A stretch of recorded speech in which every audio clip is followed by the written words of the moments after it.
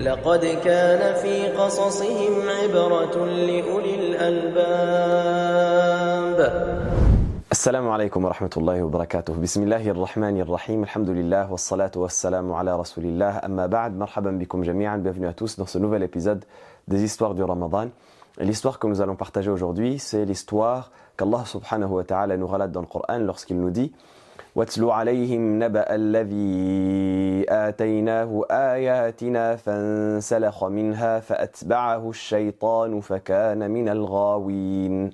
Allah subhanahu wa ta'ala nous dit, relate-leur l'information et le récit de celui à qui nous avons accordé nos signes et nos versets et qui s'en est détourné, qui leur a tourné le dos, qui s'en est défait. Le shaitan l'a alors suivi et voilà qu'il s'est trouvé du nombre des égarés. L'histoire de ce verset, derrière ce verset, c'est, comme l'ont dit plusieurs parmi les sahaba et parmi les mufassirin comme Ibn Abbas et d'autres, c'est l'histoire d'un homme parmi les enfants d'Israël qu'on appelait Bal'am ibn Ba'ura.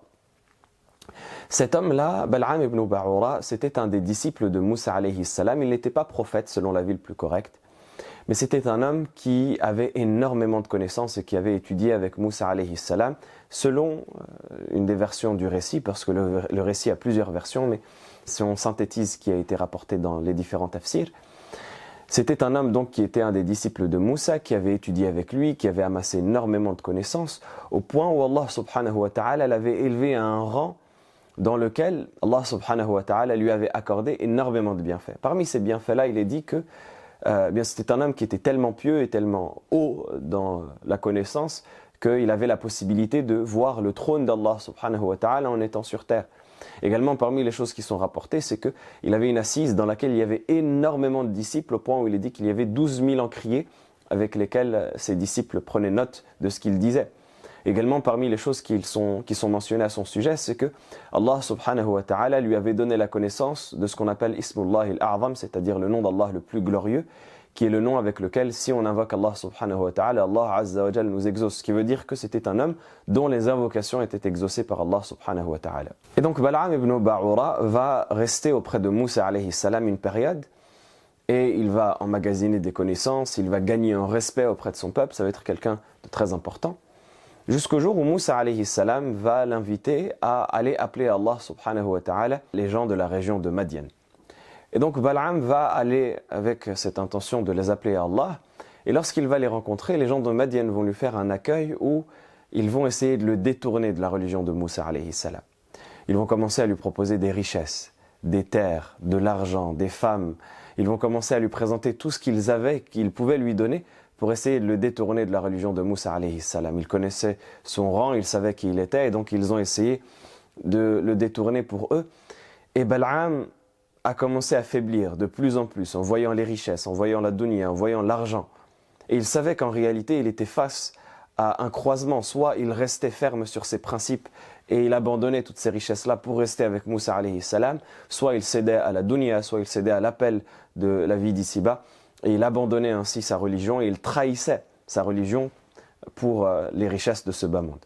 Donc il leur a demandé la nuit pour réfléchir, et durant la nuit il est dit qu'il a fait cette réflexion où il disait, eh bien, est-ce que je dois choisir entre la vie d'ici-bas ou l'au-delà, est-ce que je dois choisir entre le chemin de shaitan ou le chemin d'Allah subhanahu wa ta'ala, et ainsi de suite, jusqu'à ce que malheureusement arrivé au matin, il a choisi le mauvais chemin et il s'est laissé avoir par les richesses, par le faste que lui proposaient les gens de Madian. Et donc il a abandonné la religion de Moussa et il a accepté d'habiter avec eux et de rester auprès d'eux et d'être comme leur devin ou d'être comme le mage de leur village. Et donc il est resté avec eux et il a abandonné les rangs de Moussa. Et un temps après cela, Moussa alayhi salam a décidé avec ceux qui étaient avec lui des enfants d'Israël d'aller en Palestine pour récupérer Jérusalem. Donc il allait se diriger vers la Palestine, sauf que la Palestine était habitée par les Cananéens, Al-Jabbaroun, qui était un peuple qui était particulièrement dur, particulièrement fort. Mais lorsqu'ils ont entendu l'arrivée de Moussa alayhi salam avec les enfants d'Israël, ils ont voulu mettre toutes leurs chances de leur côté, donc ils sont allés voir Bal'am. Et ils lui ont dit, on veut que tu nous aides face à Moussa alayhi salam et face aux enfants d'Israël. Et Bal'am leur a dit, qu'est-ce que vous voulez que je vous fasse? Et ils ont dit, on veut que tu invoques contre lui. On sait que tu as l'invocation qui est exaucée, on sait que ton invocation est acceptée. Et donc on veut que tu invoques contre Moussa et que tu maudisses Moussa et que tu demandes que la victoire nous soit accordée. Et là, Bal'am a tressailli, il a été pris de peur, il a dit « Mais est-ce que vous avez conscience de ce que vous me demandez ? Là, vous me demandez de me condamner totalement et absolument à l'enfer. Maintenant que, alors que j'ai abandonné ma religion pour la vie d'ici-bas, maintenant vous me demandez de faire encore pire, à savoir d'invoquer contre un prophète. Est-ce que vous avez conscience de la gravité de la chose que vous me demandez ?»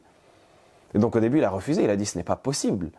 Et ils n'ont cessé d'insister, de lui demander, de lui proposer des richesses encore davantage et de le couvrir encore d'or et de lui donner encore des femmes, jusqu'à ce qu'il finisse par céder.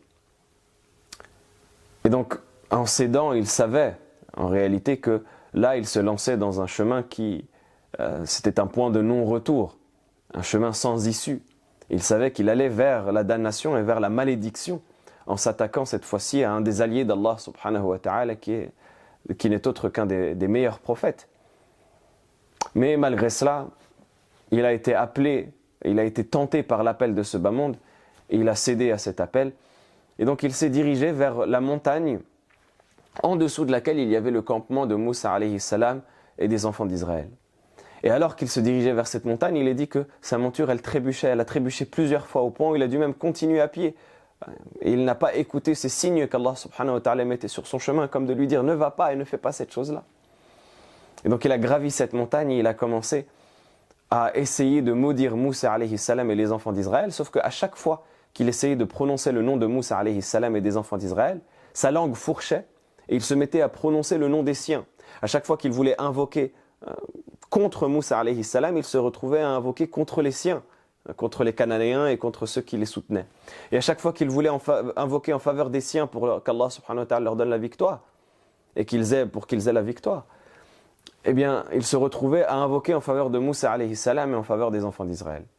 Au point où les gens qui l'entendaient, parmi ceux qui l'avaient accompagné, ils ont commencé à s'étonner, à le blâmer. Ils lui ont dit « Mais qu'est-ce que tu es en train de faire là? Tu es en train d'invoquer contre nous. » Et il leur a dit « Je ne peux pas faire autrement, Allah m'a maudit. » Il leur a dit « Maintenant, je sais que je me suis condamné à la malédiction ici-bas et dans l'au-delà, et Allah m'a maudit, je ne peux pas prononcer autre chose que cela. » Donc, il s'est rendu compte lui-même de la malédiction dans laquelle il était tombé, après avoir été dans ce rang immense avec Allah subhanahu wa ta'ala, après avoir été dans un rang qui n'était même pas occupé par les plus pieux de ceux des enfants d'Israël, en termes de connaissance et en termes d'exaucement de l'invocation. Et bien voilà qu'il a reconnu lui-même être tombé dans la malédiction. Et donc les Cananéens ont été pris de peur, ils ont dit « Mais qu'est-ce qu'on doit faire maintenant alors ?»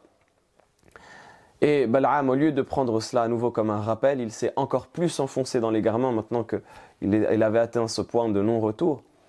Et il leur a dit « Bien maintenant, la seule chose qui reste, c'est d'utiliser la tromperie et la stratégie pour essayer d'affecter les enfants d'Israël et de leur faire perdre la victoire. » Il leur a dit « La chose de laquelle on peut être sûr, c'est que ceux qui désobéissent à Allah subhanahu wa ta'ala perdent son soutien. Et donc ce que vous allez faire, c'est que vous allez pousser les enfants d'Israël à la faute. Vous allez faire en sorte de prendre les femmes les plus belles parmi les femmes de votre tribu, des Cananéens. Vous allez les embellir, vous allez leur mettre des vêtements aguicheurs, et vous allez les mettre sur le chemin des enfants d'Israël en ordonnant à chacune d'elles de ne pas se refuser à quiconque viendrait la voir parmi les enfants d'Israël. Ça veut dire que si elle tente quelqu'un et elle aguiche quelqu'un et que cette personne-là répond à son appel, bien qu'elle ne se refuse pas à lui et qu'elle accepte, iyadhan billah, de commettre la fornication avec lui. Et donc les Cananéens se sont exécutés. Ils ont rassemblé les plus belles femmes de leur peuple, ils les ont embellies, ils les ont maquillées, ils leur ont donné des vêtements aguicheurs et ils les ont envoyés proches des campements des enfants d'Israël. Et là, il est dit que les enfants d'Israël ont commencé à être tentés. Et Bal'am avait dit, il suffit d'un d'entre eux pour qu'ils commettent la fornication, pour que la malédiction de son grand péché, le mal de son grand péché, suffise à détruire tout le soutien d'Allah subhanahu wa ta'ala aux enfants d'Israël et à faire qu'ils soient défaits et ils soient affaiblis. Et donc, malheureusement, ça s'est passé ainsi, au point où il est même rapporté dans une des narrations qu'il y a une des grosses têtes parmi les enfants d'Israël, un des notables parmi eux, une des personnes influentes et importantes, qui a donc rencontré une de ces femmes, elle l'a aguiché, il est tombé sous le charme, et il l'a amené auprès de Moussa alayhi salam, il lui a dit « C'est toi qui nous dis que faire les choses que l'on fait avec les femmes dans l'illicite, c'est haram ?» Et Moussa alayhi salam aurait dit oui. Et cet homme-là aurait dit « Eh bien, je jure par Allah que je ne t'obéirai pas dans cela. Et donc il est allé commettre la fornication avec cette femme. Et donc il est dit qu'à ce moment-là, Allah subhanahu wa ta'ala les a châtiés pour leur désobéissance en leur infligeant la peste, at-ta'oun, qui les a touchés un par un. Et elle n'a cessé de les décimer, de les affecter. Et Moussa alayhi salam d'invoquer Allah subhanahu wa ta'ala pour qu'Allah azza wa jal repousse de ce mal, jusqu'à ce que Allah subhanahu wa ta'ala lève alors de la peste et les guérisse, après que 70 000 parmi les enfants d'Israël soient tombés et étaient décimés par cette maladie. Et donc vous vous en doutez bien, cette histoire a énormément de morale qu'on peut tirer, mais comme d'habitude, on va essayer de revenir sur certaines d'entre elles. La première morale et la plus évidente, c'est la gravité de vendre sa religion pour une part de ce bas monde. Et l'importance de rester ferme sur ses convictions, ferme sur sa religion et de ne pas se laisser avoir par la beauté éphémère de ce bas monde qui est une beauté trompeuse. Allah subhanahu wa ta'ala nous dit « Wa mal hayatud dunya illa mata'ul ghurur » La vie d'ici-bas n'est que une réjouissance trompeuse et le faste et les paillettes que l'on voit dans cette vie d'ici-bas ne sont qu'éphémères et ne dureront qu'un temps et disparaîtront aussi vite qu'on les a acquis. Puis on sera ramené vers Allah subhanahu wa ta'ala pour être jugé. Et donc le fait de se laisser avoir par les paillettes de ce bas monde et de sacrifier notre religion pour la vie d'ici-bas, en réalité ça nous condamne et ça nous fait perdre la vie d'ici-bas et l'au-delà.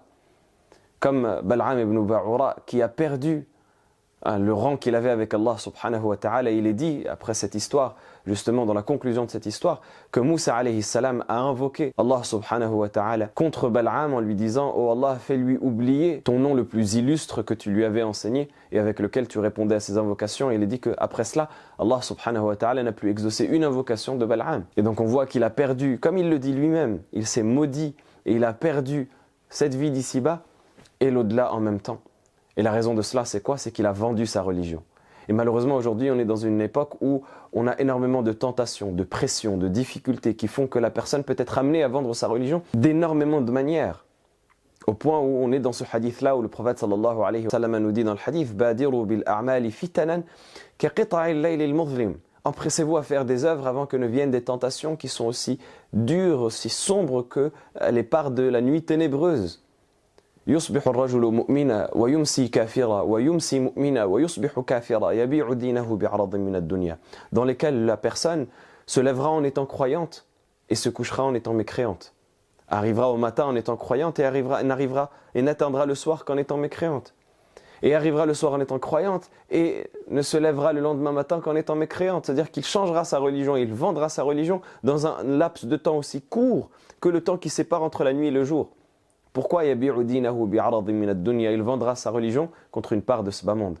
Donc on doit faire extrêmement attention à ce danger et on doit demander à Allah subhanahu wa ta'ala constamment de nous raffermir sur sa religion.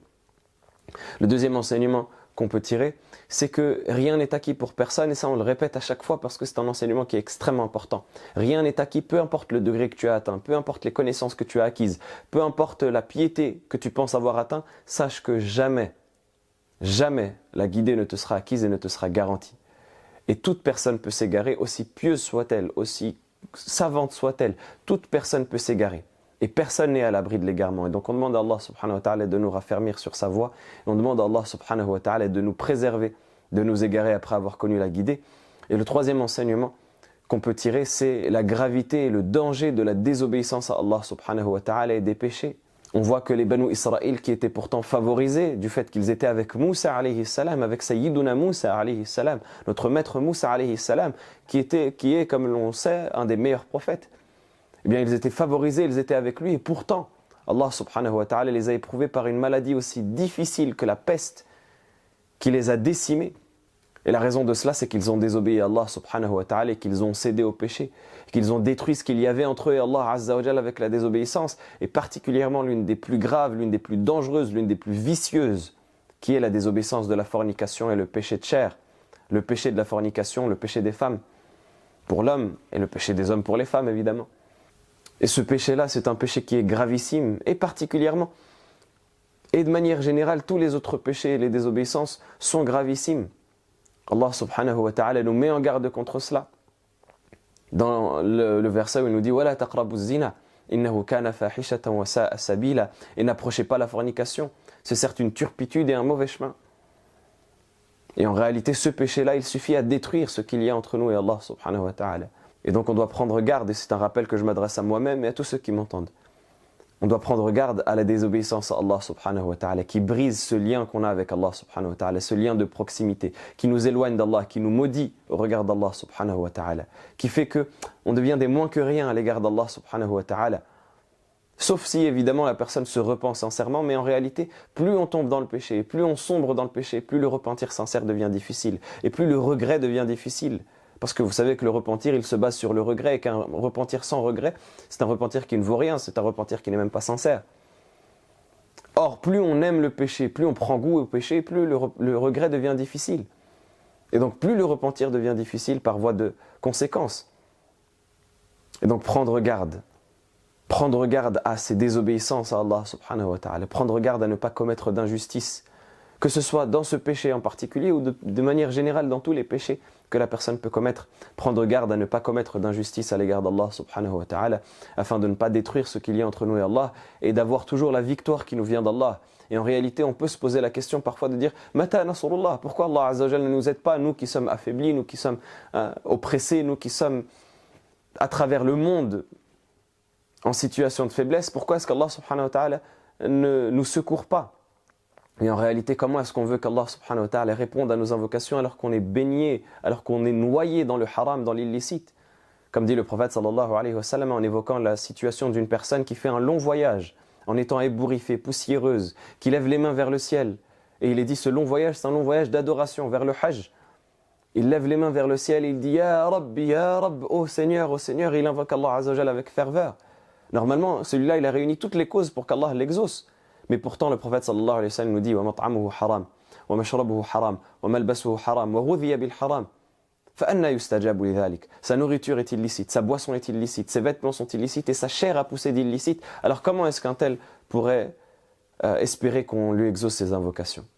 On demande à Allah subhanahu wa ta'ala qu'il nous pardonne nos manquements et qu'il accepte nos invocations et qu'il fasse en sorte que l'on s'améliore et que l'on se réforme et qu'on n'abandonne jamais notre religion pour une part de ce bas monde, encore moins lorsqu'elles sont illicites. هذا والله أعلم. جزاكم الله خيرا. بارك الله فيكم والسلام عليكم ورحمة الله وبركاته.